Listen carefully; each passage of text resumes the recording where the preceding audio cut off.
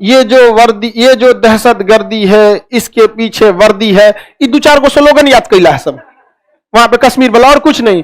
हम क्या मांगे आजादी, हम क्या चाहते आजादी, यही मैटर था। अमित शाह ने रखा, लोकसभा राज्यसभा राष्ट्रपति ने साइन कर दिया, 370 खत्म, हम क्या मांगे आजादी। लो हरी सिंह, और इन्होंने 370 का मसौदा तैयार करने की जिम्मेदारी किसको दी? से वाह वाह, हो गया, मीट की जिम्मेदारी कुत्ता को। तो नहीं, अमित शाह बना दे कोनो उल्टा सीधा कानून, मोदी जी अंदर से देख लेंगे। यहाँ पे पाकिस्तान को सबसे आगे किस चीज में? तो पजामा में नाड़ा डालने में सबसे आगे है सब। इसलिए सुअरों का एक अलग जंगल बनाना पड़ेगा, जिससे अखंड साम्राज्य के राजा जिन्ना रहेंगे। टाइगर हिल पे कब्जा कर चुके थे, लेकिन एक ने स्नाइपर लगा के मार दिया। जनता का मुंह भंग करने में क्या जाता है? बस बोल दो कि हरी सिंह सुअर का मांस खाता है, मुस्लिम खिलाफ, हिंदू खिलाफ करना, राजा साहब गाय का मीट खाते हैं, हिंदू खिलाफ। ये 1947 में देश आजाद हुआ, भारत और पाकिस्तान का विभाजन हुआ, लेकिन इस विभाजन में अंग्रेजों ने एक भयंकर मिस्टेक करके गए थे। मिस्टेक क्या? वो जहर बो के गए थे। उन्होंने कहा था कि जिन्हें पाकिस्तान में मिलना है वो पाकिस्तान में चले जाए, जिन्हें भारत में मिलना है वो भारत में चला जाए। इसके अलावा ससुरा ने एक और बात कर दिया था कि जिसको स्वतंत्र रहना है वो स्वतंत्र रह जाए। इसमें काम कर दिया कश्मीर वाला बकलोलई। कश्मीर के राजा हरि सिंह थे, लेकिन उनके अंदर उतनी दूरदर्शिता नहीं थी जो वास्तविकता है। अब कई को हरि सिंह का समर्थन हमारा कहने लगे कि आप ढेर जानते हैं। देखिए, हरि सिंह का जो प्रधानमंत्री थे शेख अब्दुल्ला, बहुत ही सातिर दिमाग का इंसान, मतलब समझ जाइए कि बहुत तेज खोपड़ी का, छल कपट बहुत ज्यादा। तो शेख अब्दुल्ला जो जम्मू कश्मीर का ये था, यही प्रधानमंत्री थे। तो हरि सिंह को बोला कि आप क्या हो जाइए, अलग हो जाइए, क्योंकि शेख अब्दुल्ला को पता था कि हरि सिंह जिस दिन अलग होंगे, एक अलग देश बनाएंगे, उस दिन इंडिया अलग, पाकिस्तान अलग। और कश्मीर की ज्यादातर जनता जो थी वो मुस्लिम थी, और उसके राजा क्या थे? हिंदू थे। तो ये उसको शेख अब्दुल्ला को पता था कि इनके खिलाफ विद्रोह कराना बड़ा इजी है। तो शेख अब्दुल्ला किसका प्रधानमंत्री थे? हरि सिंह। ये डोगरा शासक थे। हरि सिंह क्या थे? डोगरा। इन कौन से वंश के थे? डोगरा वंश के शासक थे। डोगरा वंश के अंतिम शासक थे हरि सिंह। तो हरि सिंह से कहा कि आप स्वतंत्र हो जाइए, लेकिन इसी बीच क्या हुआ? पाकिस्तान वालों ने क्या कर दिया? हमला कर दिया। और इधर कबाइली के भेष में, कबाइली वहां की जनजाति होती है, मतलब आतंकवादी, जैसे भारत में कैसे नक्सलाइट है, विदेशी है नहीं, भारत में अजीब सा डिमांड रख देते हैं, तो वैसे ही पाकिस्तान में कबाइली हैं, सेम भारत में नक्सलाइट की तरह। लेकिन उन लोगों के थ्रू पाकिस्तान ने क्या किया? इन्वेजन करा दिया भारत में, और ये एरिया पूरी तरह से कब्जा किसने कर लिया? पाकिस्तानियों ने कब्जा कर लिया। अब हरि सिंह जो थे, अब वो भागे भागे आए, उनको पता चल गया शेख अब्दुल्ला की पॉलिसी। शेख अब्दुल्ला का टारगेट क्या था कि अगर कश्मीर अलग हो जाएगा तो जनता का मोह किसके साथ चल जाएगा? शेख अब्दुल्ला के साथ, और ये उल्टा सीधा कुछ कह देगा। हरि सिंह को क्या? जनता का मोह भंग करने में क्या जाता है? बस बोल दो कि हरि सिंह सुअर का मांस खाता है, मुस्लिम खिलाफ, हिंदू खिलाफ करना, राजा साहब गाय का मीट खाते हैं, हिंदू खिलाफ। ये तो पहले से प्रैक्टिकल है 1857 की क्रांति में। बस इसको इंप्लीमेंट करना है, किसी को बस इतना काम देना, काम खत्म। सीधे भड़काना 2 मिनट का काम है, पब्लिक थोड़ा ना पूछने जा रही है क्या करना है। शेख अब्दुल्ला की प्लानिंग पहले से थी, लेकिन पाकिस्तानियां गड़बड़ा दिया सब इनको। तो हरि सिंह आए किसके पास? जवाहरलाल नेहरू के पास। हमारी मदद कीजिए। क्या कीजिए? हमारी मदद कीजिए। जवाहरलाल नेहरू कहे हाँ चलिए मदद करते हैं। सरदार पटेल कह गए महाराज शांति से बैठिए, मदद करते हैं। चोट्टा कहीं का हरि सिंह बोले थे तोरा भारत में मिलने के लिए, तो तोरा अपने नौटंकी था, अलग देश बनाएंगे। भाग कहा है महाराज, हम आधा कब्जा हो गया है, और छोटा सा हमारा बेटी पर तो उठा ले जाएगा सो बचा लीजिए। तो कहें 21 शर्त में बचाएंगे, साइन कर यहां पर। तो उन्होंने साइन किया 26 अक्टूबर 1947। 26 अक्टूबर 1947 को साइन कर दिया। कहां पर? भारत में विलय पत्र पे। तब तक भारत पर आधा कब्जा हो चुका था कबाइलियों का, और वो पूरे भारत में हर बड़े जगह पे घुस चुके थे। तो उस समय जितना सेना के बड़े अधिकारी थे वो इंग्लैंड से पढ़ के आते थे, और उसमें ब्रिगेडियर उस्मानी थे, वो उस समय बलूच रेजिमेंट में थे। बलूच अभी पाकिस्तान में है। तो देश का जब विभाजन हुआ तो जिन्ना ने कहा था ब्रिगेडियर उस्मानी को, आप आ जाइए, बलूच रेजिमेंट का कमांड आप ही संभालिएगा। ब्रिगेडियर उस्मानी ने कहा भागता है कि नहीं, यहाँ पे आ जाइए। यहाँ पर सेना में जब शपथ लिए थे तो यही शपथ लिए थे कि जब तक जीवित रहेंगे भारत की सुरक्षा में हम लगे रहेंगे। तुम आज विभाजन कर दिया तो हम अपनी शपथ का विभाजन नहीं कर सकते, हम यहीं रहेंगे। सरदार पटेल ने देखा कि भाई ये आदमी ठीक है। सरदार पटेल के अंदर व्यक्ति को परखने की बहुत क्षमता थी। वो एकदम गरीब परिवार से उठे थे, उन्होंने ये जिम्मेदारी सौंपी किसको? ब्रिगेडियर उस्मानी को, कि जाइए आप इनको बताइए क्या है। ब्रिगेडियर उस्मानी जब यहां से गए अपनी सेना लेकर, 900 से ज्यादा पाकिस्तानियों को मार दिए, साफ हो गया सब आते वहां पर। अब नौशेरा में पाकिस्तानियों का कहना था, नौशेरा उस समय का बहुत टिपिकल पॉइंट था, वो हाइट पर था और वहां से भारत को बढ़त नहीं मिल पा रही थी, तो नौशेरा जीतने की जिम्मेदारी दी गई थी ब्रिगेडियर उस्मानी को। सुबेरे जिम्मेदारी दी गई, शाम को फोन आ रहा है ब्रिगेडियर उस्मानी का नेहरू के पास कि नौशेरा जीत गए। खत्म हो गया नौशेरा का कहानी। इनको नौशेरा का शेर कहा जाता था। बाद में युद्ध चलते रहा, यूएनओ में भी ये मुद्दा उठ गया। यहाँ पर बहुत सारे भारतीय सैनिक बहादुरी से लड़े थे वहां पर, इस बीच एक तोप का गोला आके इन्हीं के ऊपर गिर गया। यहाँ पर ब्रिगेडियर उस्मानी शहीद हो गए थे यहाँ पर। तो यहाँ पे इनकी कहानी नौशेरा का शेर कहा जाता था। और ये हमारा देश कब आजाद हुआ? 47, और 47 में क्या हो गया? मार चालू हो गया, और ये युद्ध 48 तक चला था, और कई सारे इसमें हमारे भारतीय सैनिक शहीद हुए सब। यहाँ पर एक्चुअली क्या होता है कि जब भी कोई शहीद होता है ना, कमांडर का नाम ही सामने ज्यादातर आ जाता है। जैसे विक्रम बत्रा साहब, आप देखिए उनके साथ बहुत लोग शहीद हुए, बहुत सारे लोग शहीद हुए, लेकिन कुछ लोग जो होते हैं ना बड़ा विषम परिस्थितियों में शहीद होते हैं। विक्रम बत्रा साहब जीत चुके थे, टाइगर हिल पे कब्जा कर चुके थे, लेकिन एक ने स्नाइपर लगा के मार दिया। स्नाइपर की गोली बहुत तगड़ी होती है, और स्नाइपर लगने के बाद कोई बचता ही नहीं है। और स्नाइपर लगा के, स्नाइपर का काम ही होता है वीआईपी को मारो, पब्लिक को मारने के लिए स्नाइपर नहीं होता, मेन कमांडर को मारो। और खोजिए रहा था बत्रा साहब को, इसलिए देखेंगे ना सेना में जब अधिकारी लड़ने जाता है ना, तो उसका मेडल वेडल सब उतार के एकदम नॉर्मल फौजी की तरह दिया जाता है, ताकि दूर से पता ना चले कि यही अधिकारी है, वरना स्नाइपर वाले उन्हीं को मार डालेंगे। तो इस तरह से भारत ने 1948 की लड़ाई में क्या बनाया था? सीमा का निर्धारण किया। और जब सरदार पटेल ने यहां सेना भेजा ना, वही बन गया हम लोग के लिए line of control. Jawaharlal Nehru ने यहां गलती ये कर दिया, हालांकि इसमें अब जवाहरलाल नेहरू की गलती कहिए या फिर यूएनओ का दोगलापन कहिए, दोनों कह सकते हैं। जवाहरलाल नेहरू ने इस मुद्दा को 1948 में लेके चले गए यूएनओ में। 1948 में कहां लेके चले गए? यूएनओ में। यूएनओ जो है किसी भी मुद्दा को बर्बाद कर देता है। यूएनओ में लेके चले गए जवाहरलाल नेहरू, और कहें कि देखिए 26 अक्टूबर 1947 को विलय पत्र पर इन्होंने साइन कर दिया, और उसके बाद आजादी का डॉक्यूमेंट दिखाएं जो संसद में पारित हुआ था, ब्रिटिश संसद में, आपको याद होगा, तो उसमें लिखा गया था स्पष्ट उस विधेयक में कि भारत पाकिस्तान का विभाजन होगा, जो स्वतंत्र रहना चाहता है स्वतंत्र रहे, जो पाकिस्तान में जाना चाहता है वहां जाए, जो भारत में आना चाहता है वहां आए।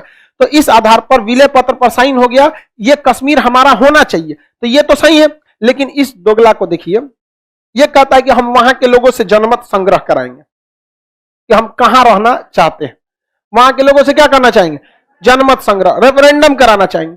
तो जवाहरलाल नेहरू ने कहा कि अगर आपको रेफरेंडम कराना है तो भारत के सभी राज्यों से करा लीजिए कि आप कहां रहना चाहते हैं, क्योंकि जवाहरलाल नेहरू तो एकदम परफेक्ट थे। सरदार पटेल ने भी कहा हाँ टेंशन मत लीजिए, इन सबको हम अपने में ले लिए, और साथ साथ आप पाकिस्तान में भी तो जनमत संग्रह कराइए। लाहौर कैसे उसका, कराची कैसे उसका, जनमत संग्रह केवल कश्मीर पर। आज तक ये मुद्दा लटका हुआ है यूएनओ में। जो हमारी संस्कृति, गौरवपूर्ण संस्कृति रही थी जो पूरी दुनिया में, उसे हम लोग को, जिन्ना इस साले को कोई मतलब नहीं यहां पर, बस कश्मीर चाहिए। ये उल्टा सीधा यहां पर, इसके कोई टारगेट, कोई उद्देश्य था पाकिस्तान बनने का? कोई उद्देश्य नहीं है इनको, को अभी भी पूछेगा कोई उद्देश्य नहीं है वहां पर। समझेंगे कि नहीं? कोई किस चीज में आगे हैं ये लोग? आतंकवाद छोड़ के यहां पे पाकिस्तान को सोचे सबसे आगे किस चीज में? तो पजामा में नाड़ा डालने में सबसे आगे है सब, धाए डाल देता है सब। और क्या आता है इनको? लुंगी टाइट बांध देंगे सब, क्या आएगा उसको? अरे यार वो शब्द मत बोल, नहीं तो फिर हमारा समझा गया कि नहीं? जिन्ना को चेयर चाहिए था, कुर्सी चाहिए थी, ये बेवकूफ है। देखो बाबू, कुछ लोग कहते हैं कि प्रधानमंत्री के लिए जिन्ना ने ये सब कुछ किया। बाबू जिन्ना ने तो पाकिस्तान की मांग 1940 में ही रख दी थी। देश कहां आजाद हुआ था? प्रधानमंत्री का तो बात आता है कैबिनेट मिशन के बाद। प्रधानमंत्री की बातें शुरू होती है 1951 के प्रथम आम चुनाव में। उससे पहले प्रधानमंत्री की बातें कहां आती है? अभी देश तो आजाद होने दीजिए। 1942 में शिमला 45 में शिमला सम्मेलन में कूद के भाग गया। कहां प्रधानमंत्री की बात आई थी? वो तो मुस्लिमों के कहना छेठ है। यहाँ पे प्रत्यक्ष कार्रवाई दिवस 1946 में बताया, कहां प्रधानमंत्री की बात आई थी? ऐसा नहीं था प्रधानमंत्री के उससे आता। ये सब चीजें थोड़ी सी मन गढ़ंत है। आप बताइए क्या प्रधानमंत्री को चक्कर में विभाजन किया था? नहीं, उसको अलग बनाना ही था। सुअरों का एक बाड़ा खोलना था उसको, जहां एक साथ सब रह सके। तो वो उसने कहा कि यहां नहीं रह पाएगा, शेर के साथ सुअर नहीं रह सकते, तो उसने क्या कर दिया? विभाजन कर दिया वहां पर। समझ में आ गया कि नहीं आ गया? तो ये मत सोचिएगा कि उसने क्या किया था, अलग रह दिया था, क्योंकि उसे पता था कि जंगल में अगर रहेंगे तो कभी भी सुअर जो है वो राजा नहीं बन सकता, इसलिए सुअरों का एक अलग जंगल बनाना पड़ेगा जिससे अखंड साम्राज्य के राजा जिन्ना रहेंगे। इतने विभाजन करके रखेंगे। यहां हरि सिंह की भी बेवकूफी थी, क्या जरूरत है यार, पिटा के आए हो, तुम्हारी बात कोई नहीं सुनेगा, होशियारे बनते हैं हरि सिंह। यहाँ पे यूएनओ में मामला चल गया, अटक गया। अब कश्मीर जो था, हरि सिंह किस पे बिलीव करते थे, शेख अब्दुल्ला पे। इसने कहा, हरि सिंह ने कह दिया कि हमारा अलग संविधान बनेगा, इसने चढ़ा दिया इनको, हरि सिंह को, कि कहिए हमारा अलग संविधान रहेगा। ये 370 कहे थे ये हरि सिंह, हमें लिए क्या रहना चाहिए 370, ये जिम्मेदारी मिट गया हरि सिंह पे। ओहो माय गॉड, हरि सिंह। और इन्होंने 370 का मसौदा तैयार करने की जिम्मेदारी किसको दी, शेख। वाह वाह, हो गया, मीट की जिम्मेदारी कुत्ता को। हाँ, समझ में गए, नहीं ना रह सकता है। तो अब देखे यहाँ पे हरि सिंह ने कह दिया कि भैया हमारे लिए क्या रहना चाहिए, अलग संविधान। इन्होंने कहा कि हम अच्छा से मसौदा तैयार करेंगे। 370 में इन्होंने ऐसा बातें डाला था। 370 का एक में इन्होंने सबसे पहले कहा था कि जम्मू कश्मीर की सीमाएं भारत की सीमाएं हैं, मतलब जो जम्मू कश्मीर का क्षेत्र है वही भारत की सीमा है। तो 370 के ए में कोई छेड़छाड़ नहीं हुआ है। देखियो 370 ए अभी भी वैसे ही है, क्योंकि 370 का ए हटाएंगे तो जम्मू कश्मीर की सीमा भारत की सीमा नहीं रहेगी, ऑटोमेटिक भारत से अलग हो जाएगा। तो ये कहता है कि जम्मू कश्मीर की सीमाएं भारत की सीमा, अच्छी बात है। उसके बाद जम्मू कश्मीर में भारत का पूर्ण संविधान लागू नहीं होता। आगे और बात कहा गया है, यहां पर राष्ट्रपति का शासन लागू नहीं होगा, यहां नेशनल इमरजेंसी लागू नहीं होगी, यहां बाहर के लोग यहां आके परमानेंटली बस नहीं सकते हैं। ऐसा बात किया गया। सबसे खराब इसमें कहा गया था कि पाकिस्तान की कोई लड़की अगर भारत में यहां जम्मू कश्मीर में शादी करती है तो उसे जम्मू कश्मीर की नागरिकता दे दी जाएगी, लेकिन भारत की लड़की अगर जम्मू कश्मीर में शादी करती है तो उसे नागरिकता नहीं दी जाएगी। यह सबसे खराब चीज था। का हरि सिंह, कहां दिमाग था आपका, किस किस को हम बोले, इस बर्बादी में सबका हाथ है, समझा क्या कि नहीं। प्रधानमंत्री को प्रधानमंत्री भर रखिए, राजा है ना आप जी, राजा का 10 गो आंख होना चाहिए। तनी अमित शाह बना दे कोनो उल्टा सीधा कानून, मोदी जी अंदर से देख लेंगे।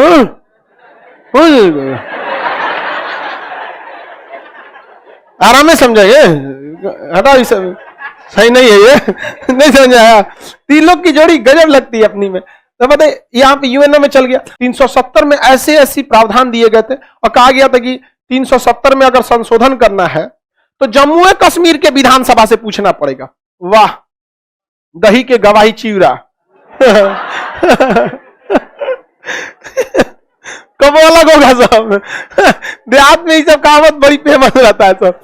तो बताइए अजब संविधान। अब भारत में कब संशोधन नहीं कर सकता था, कहता है कि राष्ट्रपति या संसद। तो जम्मू कश्मीर में भारत का संसद संशोधन कर सकता है नहीं।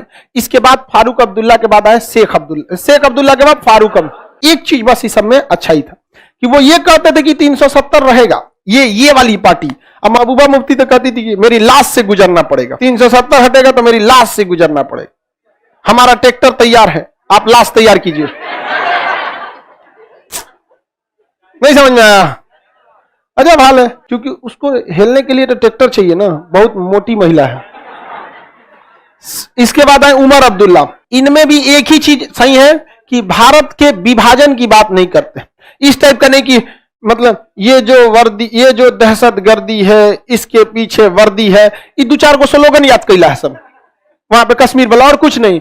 हम क्या मांगे आजादी, हम क्या चाहते आजादी, भारत से आजाद। अरे यार, कम से कम ये उसमें मतलब उतना इन्वॉल्व नहीं रहते।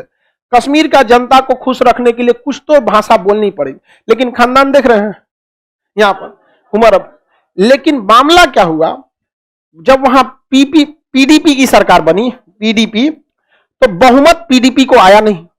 अब बहुमत फारूक उमर अब्दुल्ला को, ये तो मर गए, ये अभी भी जिंदा है बूढ़े, और इनके बेटा जिंदा है उमर अब्दुल्ला। ये सबसे कम उम्र के सीएम थे। ना ही उमर अब्दुल्ला की पार्टी को बहुमत आया, ना ही पीडीपी को बहुमत आया, और ना ही बीजेपी को बहुमत आया। किसी को बहुमत नहीं आया। समझ में आ गया कि नहीं आ गया। तो बीजेपी या पीडीपी क्या बना ली, सरकार बना ली। गजब बात है। वो कहती है कि जब तक हम जिंदा रहेंगे 370 नहीं हटने देंगे, यही कहता है 370 हटाएंगे, लेकिन सरकार बना ली है दोनों। ये समझ में आ रहा है ना, सरकार बनाने के मैटर में कोई मायने नहीं रखता है इस सब चीज में। आप अगर बदल जाएंगे तो लोग पूछने लगे कैसे बदल गए, अरे यार इधर देखो तुम लोग। तो ये लोग क्या बना लिए, सरकार बना लिए। वो किस्मत अच्छा था कि इन दोनों में पटा नहीं। जब दोनों में पटरी नहीं खाया, पटरी नहीं खाने का मतलब समझते हो दोनों में नहीं हुआ तो दोनों का गठबंधन क्या हो गया, टूट गया। तो ना इनको बहुमत, ना इनको बहुमत, ना इनको बहुमत, इसे कहते हैं त्रिशंकु हो जाना। क्या हो जाना, त्रिशंकु। अब ये गड़बड़ ये हुआ कि हमारे संविधान बनने में जब भीमराव अंबेडकर थे तो उन्होंने एक स्पेशल प्रावधान जोड़ा था कि जब किसी राज्य की विधानसभा चल नहीं रही है या भंग है तो उस कंडीशन में उस राज्य के लिए कानून राष्ट्रपति बना सकता है। और इन गधों की यह सबसे बड़ी भूल हो गई। आओ फाउंडेशन पढ़, अब तू तोरा पता चलेगा। हमें पढ़वे नहीं करेगा यहाँ पे फाउंडेशन। खैर ठीक हुआ उस समय हम लोग ऑनलाइन नहीं पढ़ाते, नहीं तो क्या पता सोचा पढ़ लेता सर और गठबंधन कर लेता सर कि 370 को जिंदा रहने के लिए हम दोनों का एक होना जरूरी है, तब राष्ट्रपति नहीं बना सकते थे। लेकिन गड़बड़ यही हो गया कि इनको तो लग रहा था कि राष्ट्रपति बिना पूछे नहीं बना सकते, और संविधान में स्पेशल प्रोविजन है कि जब विधानसभा नहीं चल रही है तो राष्ट्रपति को पावर है, को क्या कर सकता है, संसद वहां कानून बना सकता है। यही मैटर था। अमित शाह ने रखा लोकसभा, राज्यसभा, राष्ट्रपति ने साइन कर दिया, 370 खत्म। हम क्या मांगे, आजादी लो। तुम चलाते रह गए पत्थर, हमने हटा दिया 370।